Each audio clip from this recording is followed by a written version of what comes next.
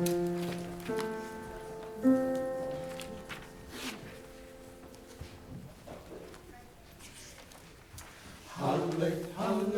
hallelujah, hallelujah,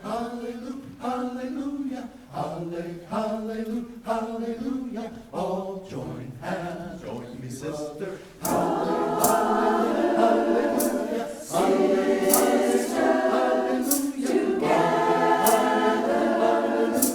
All join hands, join me, sister.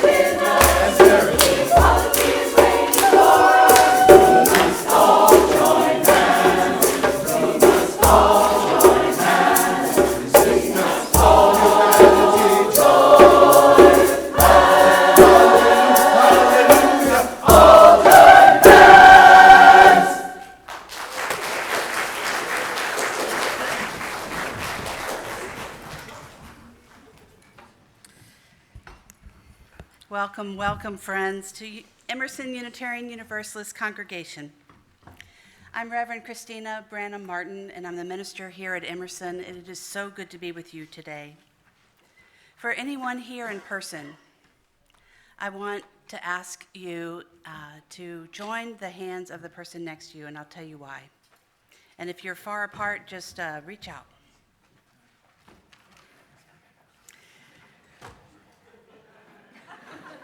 Oh, that's great. We've got a lot of reaching. So I'll speak quickly. I want you to know that I am sad and frustrated. You might have seen that our sign was vandalized again last night. What that tells me is that the message that they just sang about and that we are standing for in this world and in this room is that we are doing something right. We are standing for equality and justice and love and care in a way that our community needs, and somebody is clearly upset about that. So let's join hands together every day, continue this work, and know that we will not be deterred. Squeeze those hands and you can go back to your seats.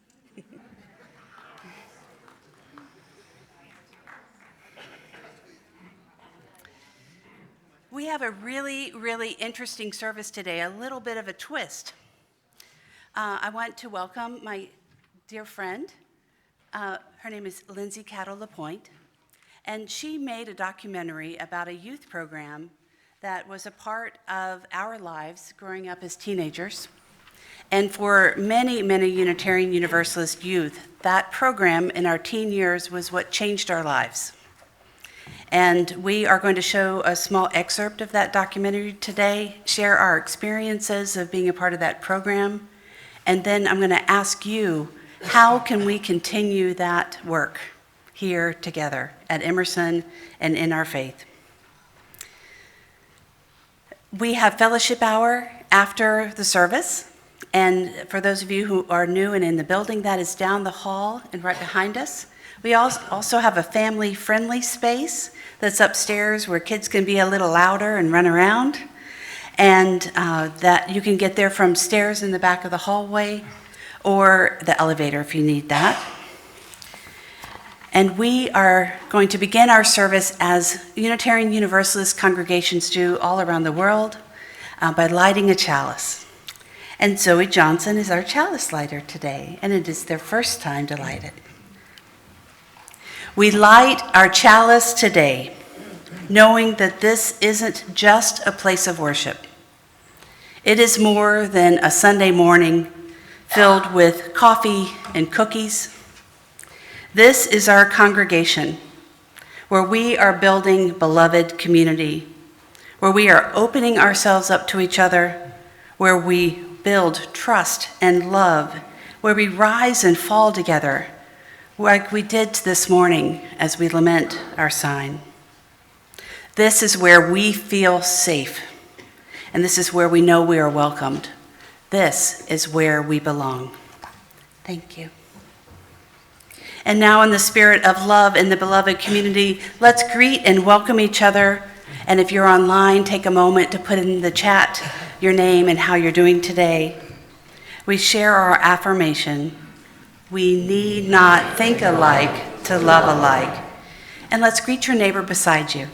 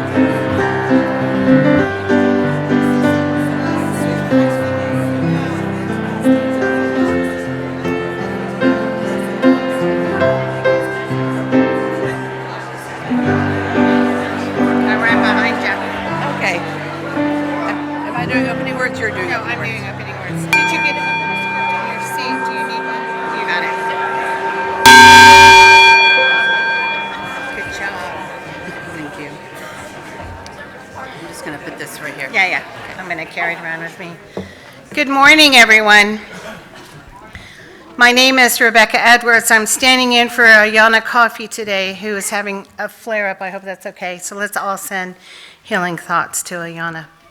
Welcome, friends, newcomers, old-timers, seekers, skeptics, saints of habit, and rebels of the heart.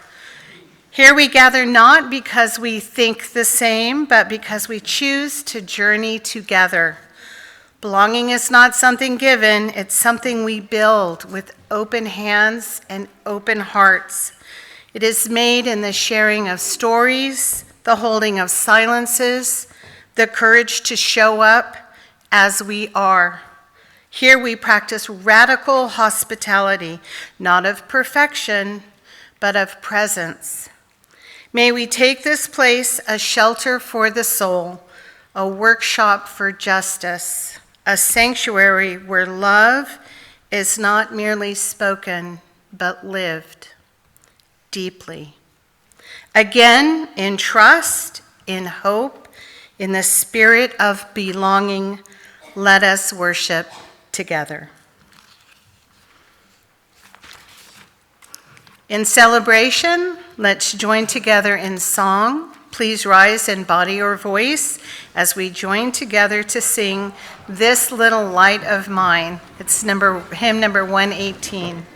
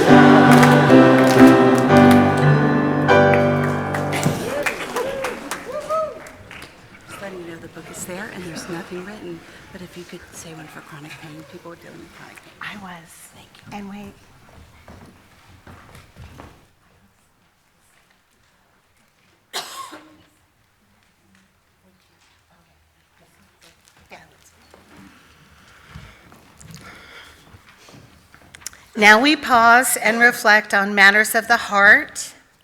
And Zoe, will you join me for the placing of the stones? Oh, Isaac. Hi, Isaac. Thank you. And for this morning's ritual, we have water and we have river stones. The stones are smooth and the stones have weight. They're indicative of both life's pleasures and times of ease, as well as life's burdens and times of heaviness. The water receives these stones with ease and calmness. Each week, you are invited to write a joy, sorrow, or concern in this book, or email it to pastoralcare@emersonuu.org to be read and shared with the congregation.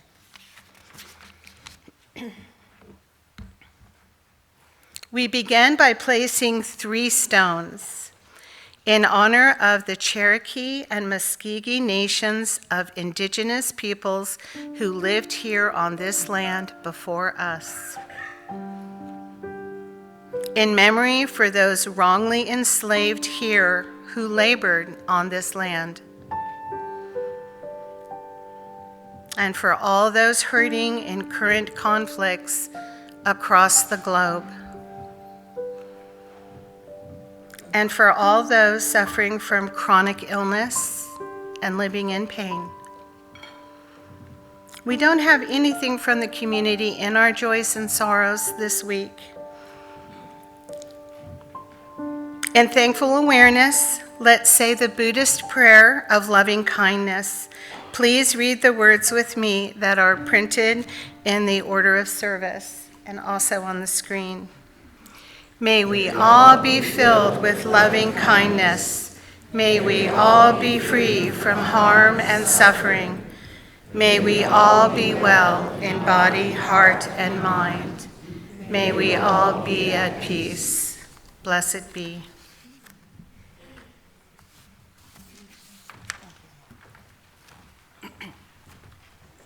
Good morning.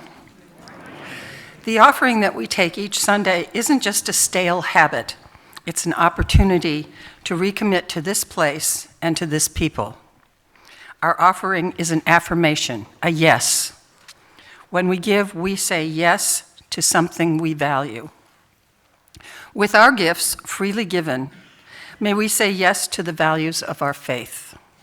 Our offerings help us to practice Unitarian Universalism within and beyond our church, our congregation as tools to bring more love to the world. Each week, our offering is equally shared between our congregation and our partner organization. And this month, we are supporting the Cobb County Democracy Center. And we have Dr. Monica Wills-Brown, who's going to tell us a little bit about the Cobb County Democracy Center. And she will be here in the library afterwards for an adult religious exploration. Good morning, everybody. How y'all doing? It's with great joy that I come to you this morning. I am Monica Wills-Brown, and I am with the Cobb County Democracy Center. We started in 2021. We're still young, and I don't have my presentation, but I can tell you that through your help in the past, we are a year-round civic organization, and we work to increase civic literacy of Cobb County citizens. We just don't work with Cobb County, though, but we work with our friends in Cherokee, and Douglas, and Paulden. I do a lot of data analysis on how our voting patterns, and we use that for outreach. So in the past, you all have really been, I'm so grateful that we've been able to purchase stamps for postcarding, and our postcarding, and we're truly nonpartisan. When I say that, we are truly nonpartisan.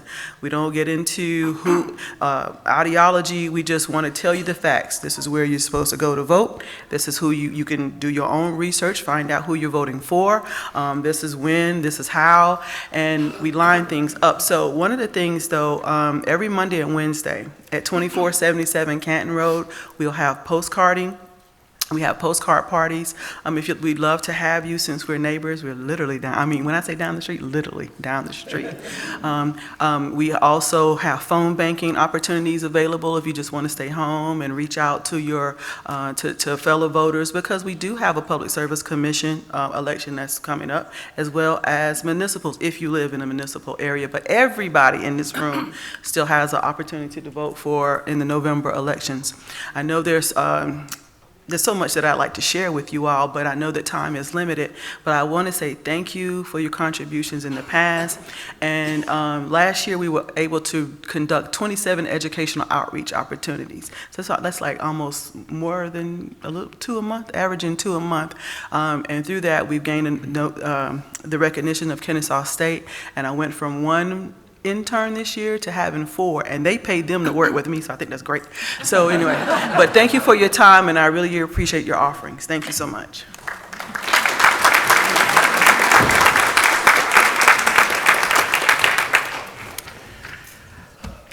So, for those in the sanctuary, as the basket is now being passed, please feel free to offer a donation or see in your order of service other ways to give.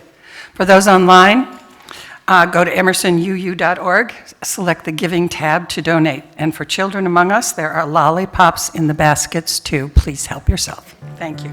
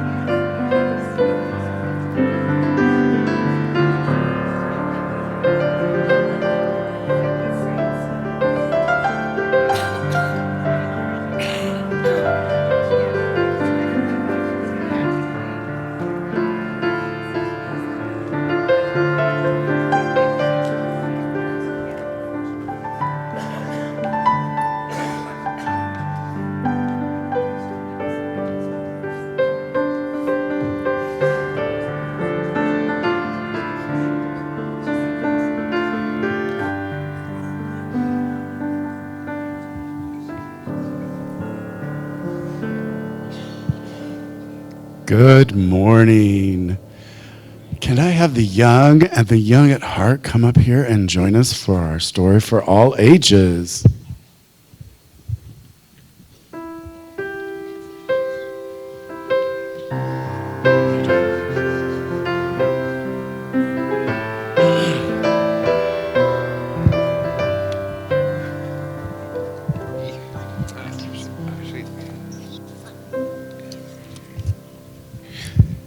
So this week, I've tricked you all.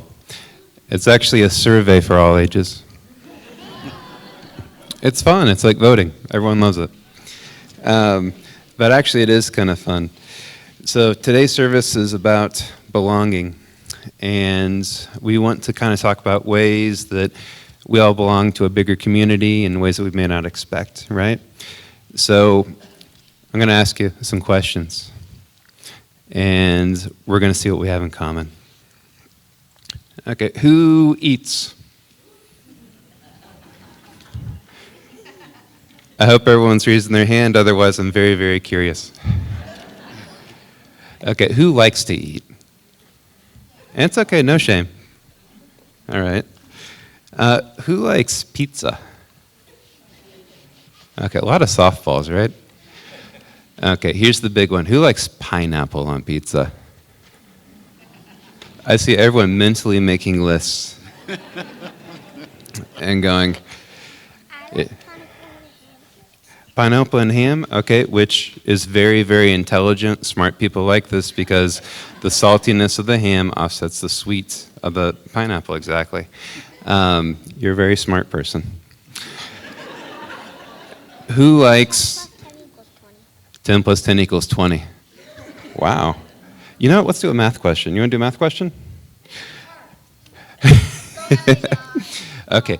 So it's more like a math, like trivia kind of thing, okay? So one thing that's really unique about us, right, is our birthday, okay?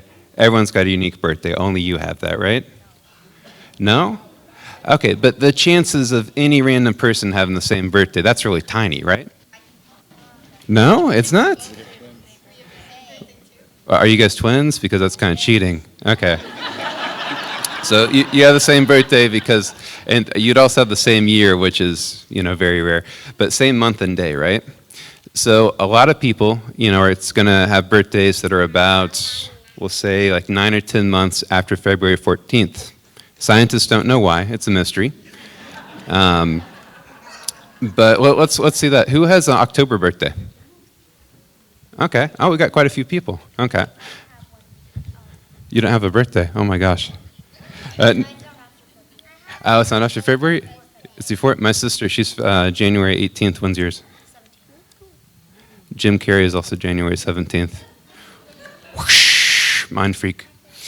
Okay, so October. So when's your birthday? What day? Day and month? You said it was October, right? Yeah, what's the date?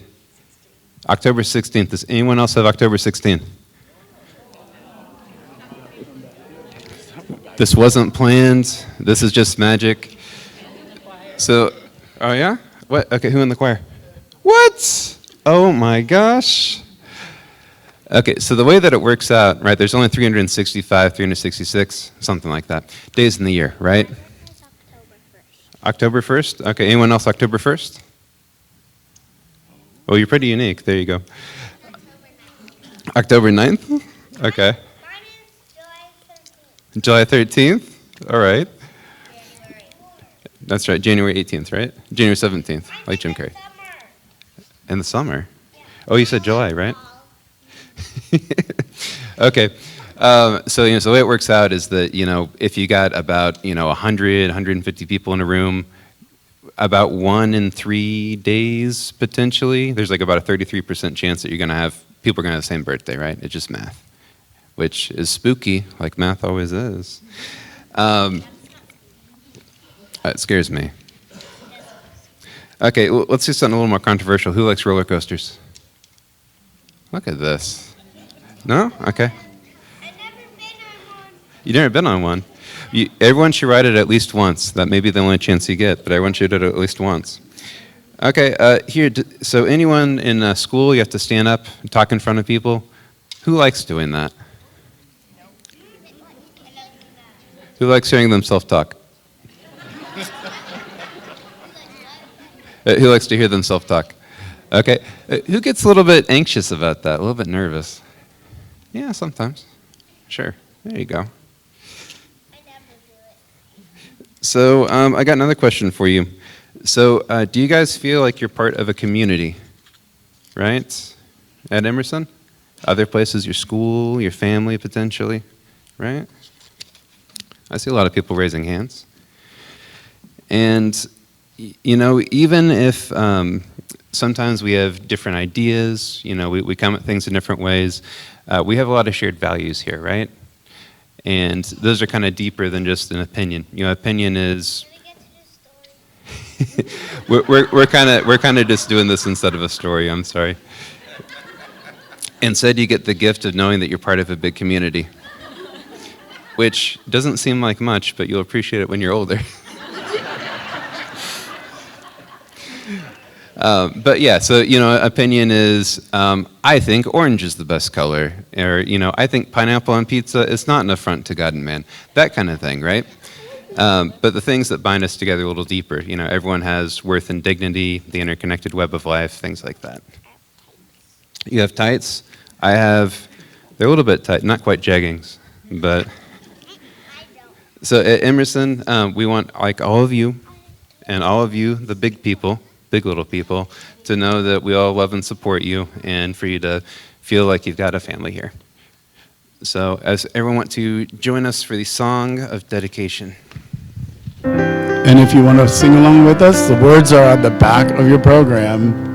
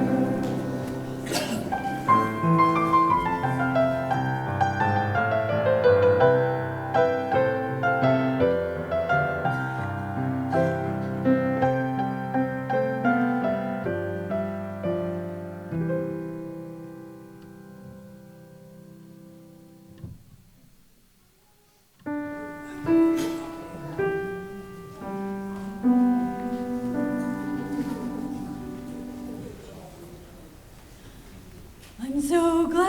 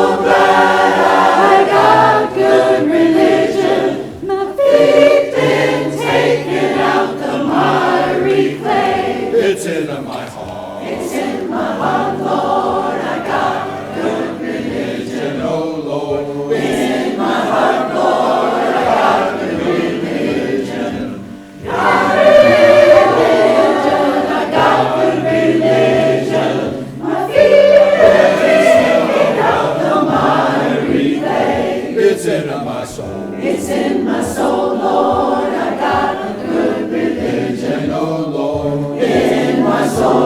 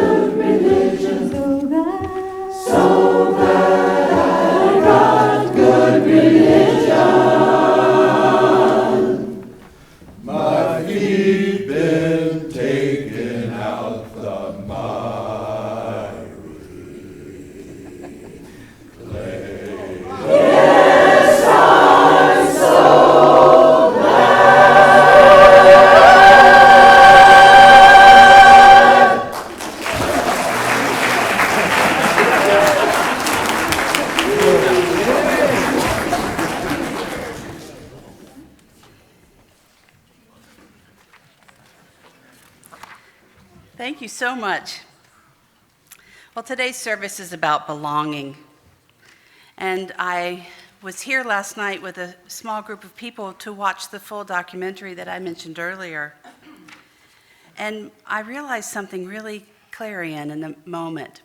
And I shared with somebody that at the point of being connected to the group that was our big youth group in our Sunday services and our religion and education classes afterwards, which we would have called in my childhood days Sunday school, and then district-wide sleepovers where, like in this room, we'd move all the chairs back, we'd put all the sleeping bags in the middle, and we would stay up pretty much from Friday to Sunday morning. I remember those 6 o'clock wake-ups to get up, get ready, and put the congregation sanctuary back in order. Those were early mornings. And then there were conferences that would happen that would have a couple of hundred youth, or maybe even 300, coming from all over the United States and Canada. Those would happen in the summer. I felt so clear through those building of experiences with people over time that our faith, our values, our connections with each other gave me a place where I truly belonged.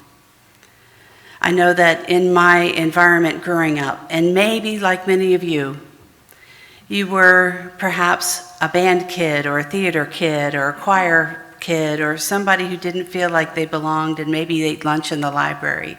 Did anyone else eat lunch in the library? Yep. So in this place, I knew I belonged.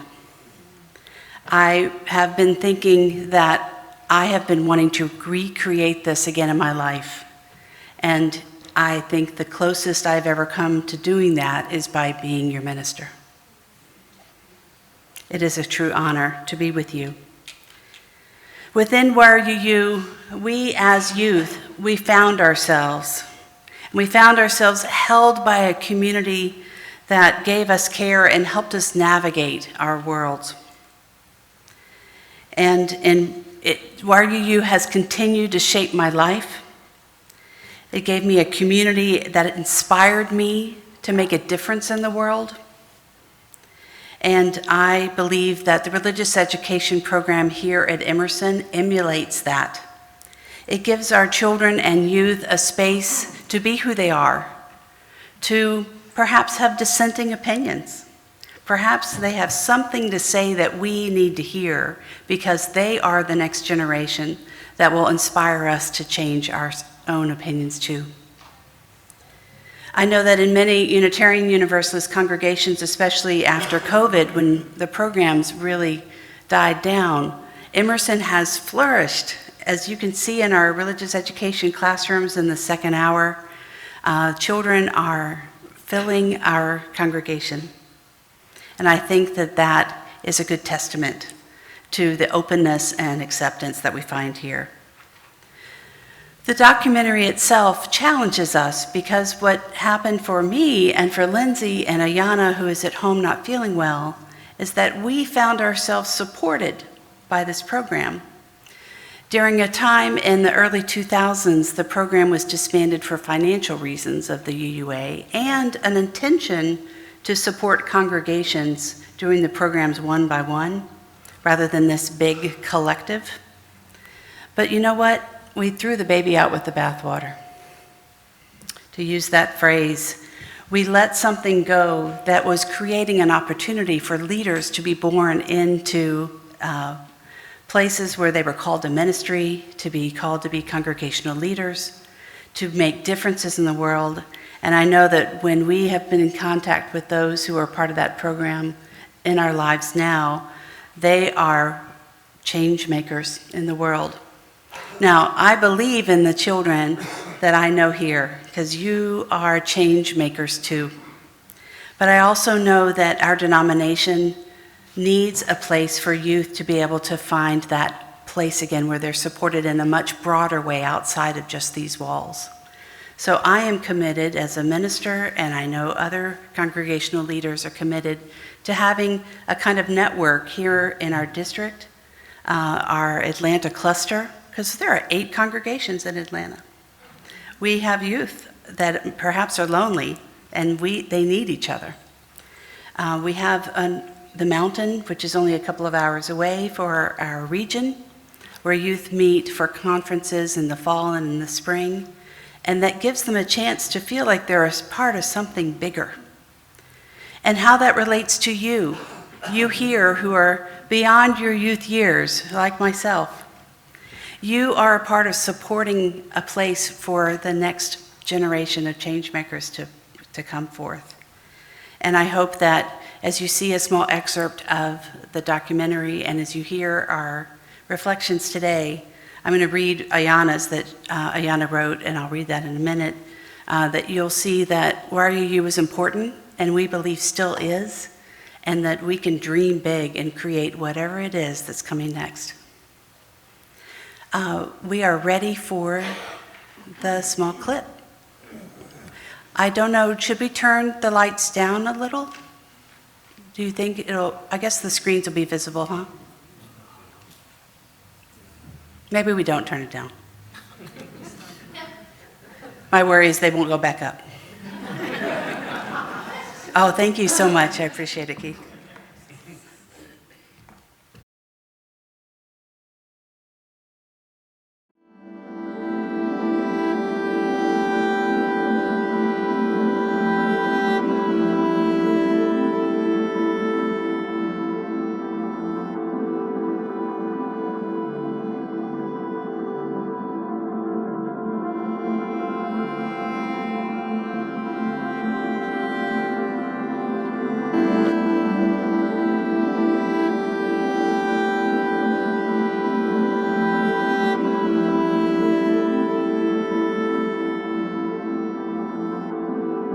Hi, I'm Lindsay Cattle-LaPointe, director of the documentary YRUU, a documentary about the Young Religious Unitarian Universalist YRUU program.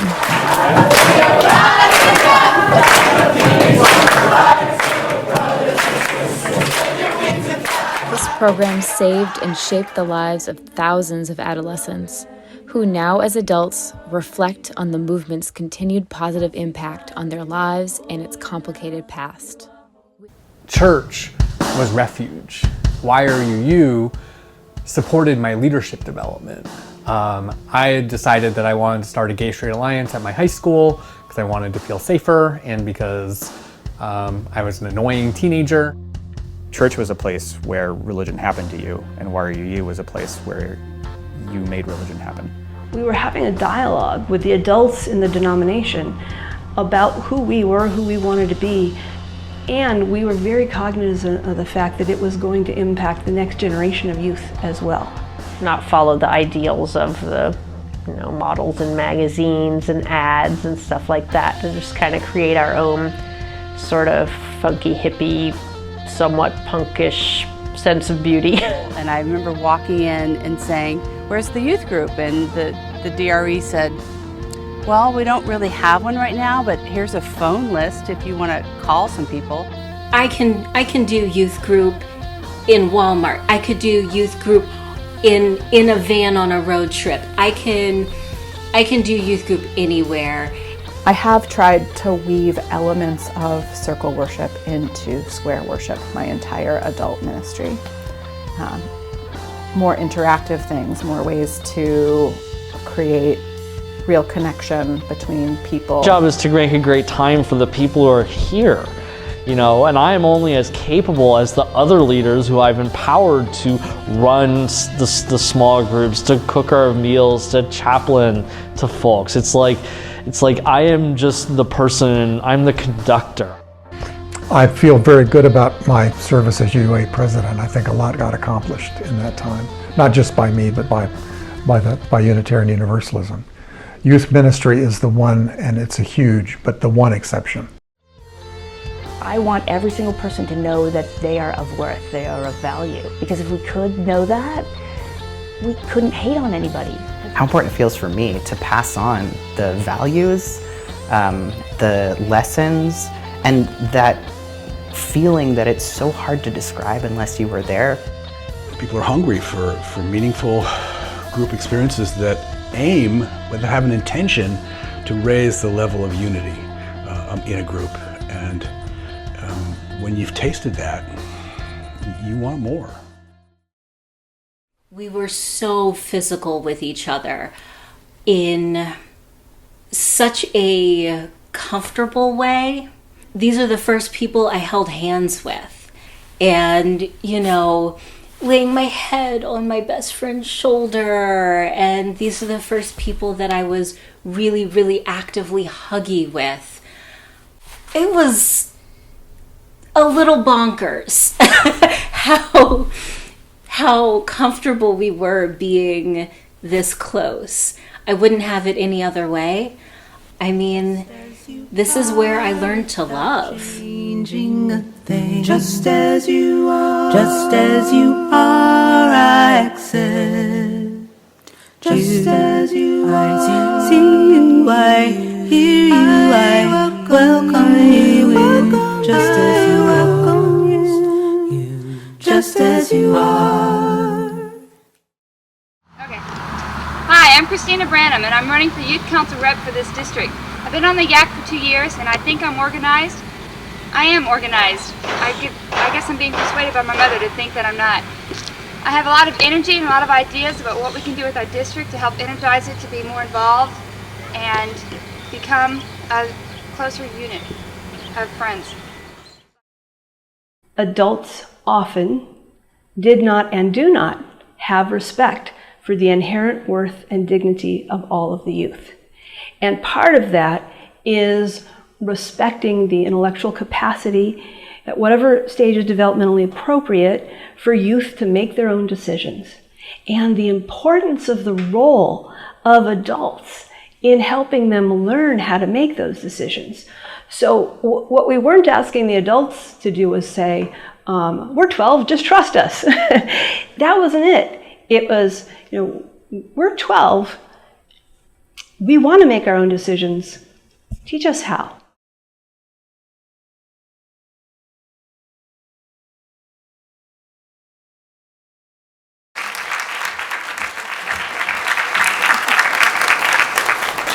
Hello. Are the lights going to rise up a little bit more so I can see? Thank you. Hello, I'm Lindsay Cattle-LaPointe, and I'm the Connective Director of the YRUU documentary. And I want to thank Reverend Christina for bringing me here all the way from Massachusetts. And yes, thanks for having me.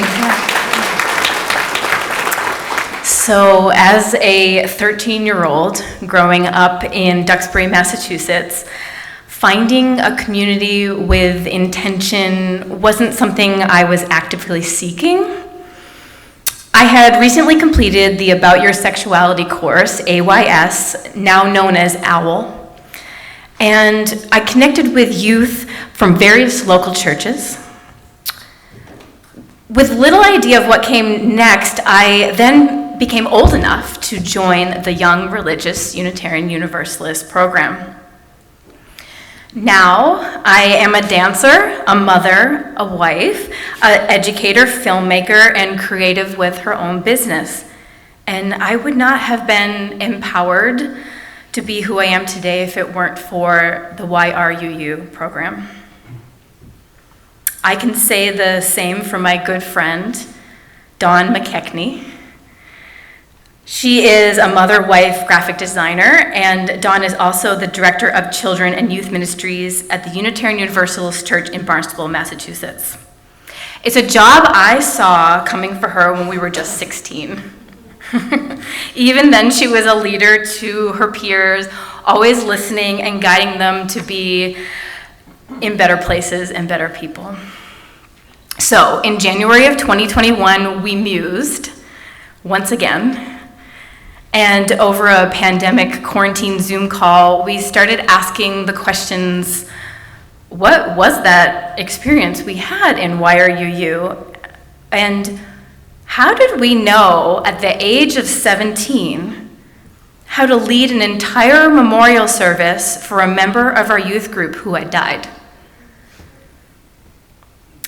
What are those former YRUU participants doing in their lives now? So Dawn and I knew that making a documentary about this extraordinary Why Are You program was something worth telling. So, with the help of my colleague Naomi Cooker, she provided us the sort of outside view, because she grew up a PK preacher's kid in the Methodist church. Dawn, and I began our journey. Our documentary's title, Why Are You? It's now all spelled out with the question, has the purpose to document and hold space in our UU history and to show how Why Are You transformed and saved lives, but how teen empowerment is nothing to mess with. When we find a sense of belonging at the most tender times in our lives, we thrive as adults. While diving into this process, I realized that the reason I am completely aware of every person in the room is because of Why Are You? I was taught to keep letting more people in. This program stands out from other religious youth programs in the fact that it was youth-run through the 5 components of learning experiences, such as getting a tour of a local jail, community building through its games and rituals that were passed down from each generation, worship that would leave the youth more connected emotionally, spiritually, and physically. Social action, such as Why Are You-ers flooding Victoria's Secret with letters to get them to stop using non-biodegradable flyers. Leadership development, providing the youth roles such as treasurer, registrar, or being the dean of a conference with 200 attendees. The adults were present, participating, and supportive. For myself, I was always in awe of the peers around me, youth that would stand up for what they believed in and help encourage me to find my path. I wasn't one of those leaders in Why Are You? So how could I possibly be the one to make a documentary about this? But then Dawn, my collaborator, said to me, "You're not a leader, you're a connector." So one of my favorite connections that happened through this project was seeing the blossom of Christina and Ayana getting to know each other. Ayana offered to host a Why Are You dinner for us to record in the documentary. I realized that Christina lived close by and invited her to come along. So in the documentary, you see Christina entering Ayana's home, and the two of them are meeting for the first time. And they immediately start chatting about food, and you would never have known that they had never met before. They met with ease, instantly connecting these 2 generations of Why Are You? So as I wrap up, I would like to connect you all to the ideas from Why Are You that I have found tangible in applying in my own life. So if you're wondering where to start in your own communities, I invite you to start simple. When you gather together, create a circle whenever possible. Being on the same curved line lessens the hierarchy of the room. During Bart Frost's interview, he said, "Don't call people out. Call people in. Help them be better people." Come up with a covenant of how you want to be together. Gather together with intention. Sam Ames said in their interview, "Question power always, especially when it's yours." Oh. Incorporate embodiment practices in worship, in gatherings, in meetings, in... In another interview, Brian Shore said, "Trust not in the outcome, but in the process." And finally, a practice that me and my colleagues did throughout making this entire documentary was to yield, to pause, and to listen. Thank you.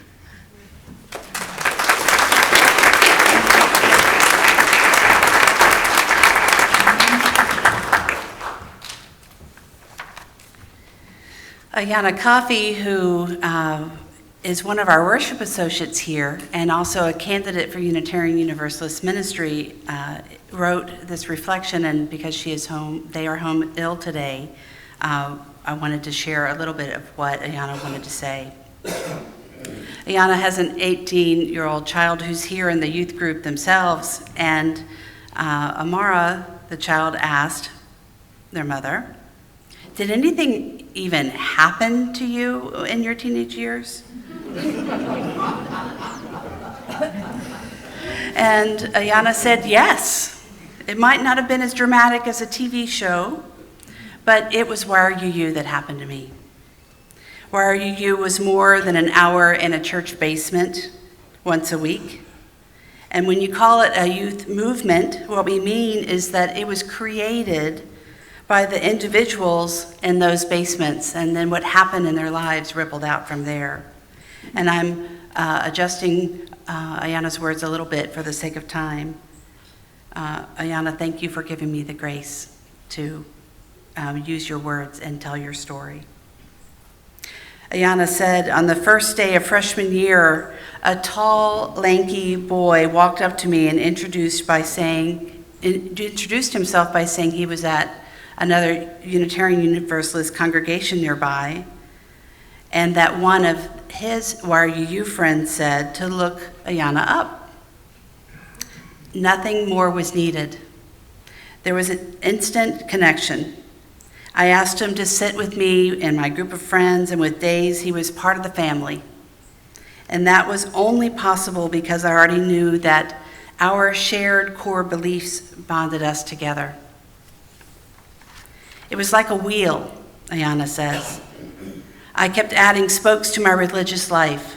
I went to mountain camp, I went to leadership camp, I went to cons, I went to church lock-ins like we talked about earlier in the sanctuary.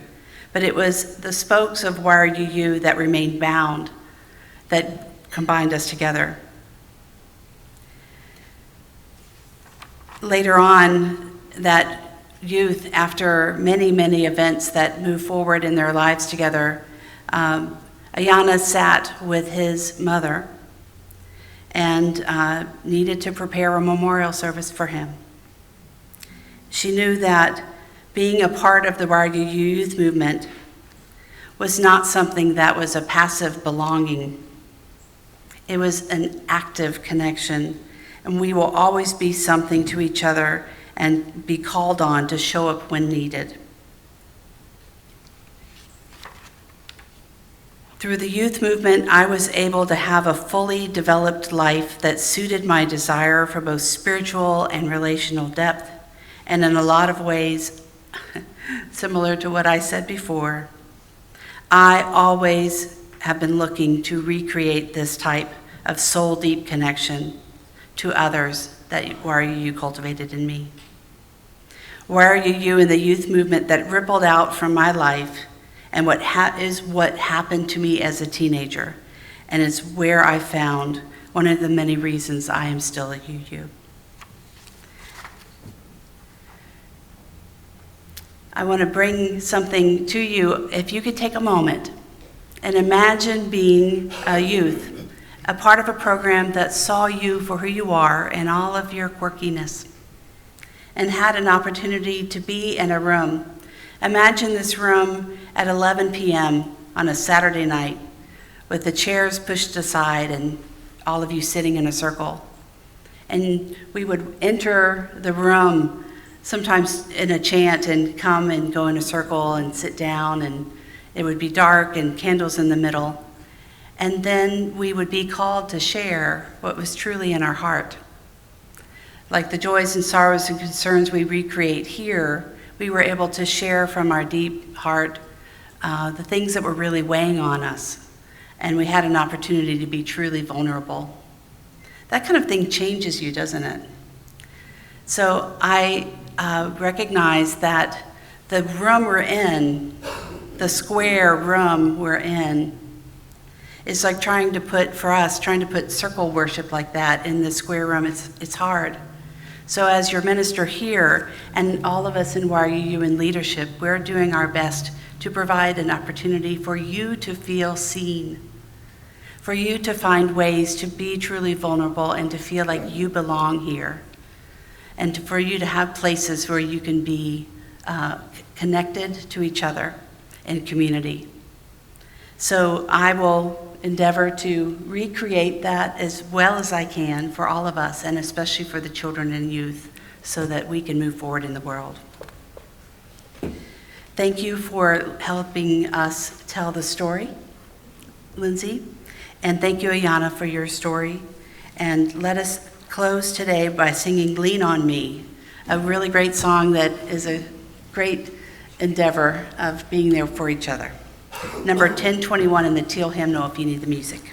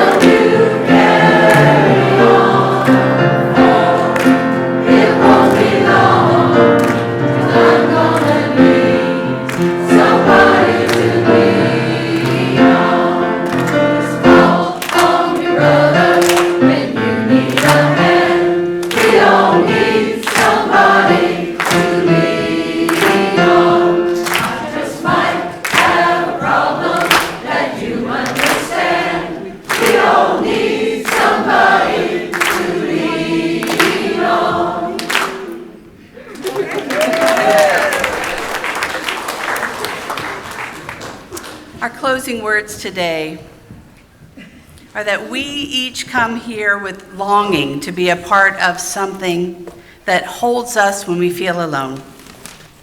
We come with our longing to be part of a community that sees us not as perfect, but whole. We may remember that belonging is not just given once, but made daily, and the courage to reach out, the patience to listen, and the willingness to be changed. May this community here and for all of those who are online be more than just a refuge. May this be a growing ground where you can learn to trust, to work for justice, and to share joy. May you know here that you belong. And Zoe, would you be willing to come and put out the chalice for me?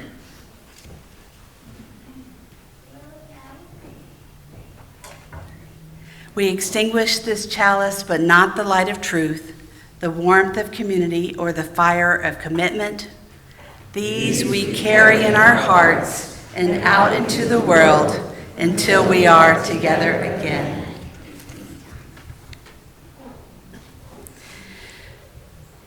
We will join in a moment in the fellowship hall for coffee and conversation, much like what we had before in that moment where we reach out to each other and say hello. It's always such a wonderful buzz of energy. May it continue. Remember that it's behind us and above us. And on your back of the order of the service are activities that are happening in second hour for the adults. And next week I will be here in the pulpit talking about sacred listening. Actually, that's in 2 weeks. No. That's next week. That's next week. Thank you for reminding me. Thank you. Take peace here and out into the world. Have a wonderful week.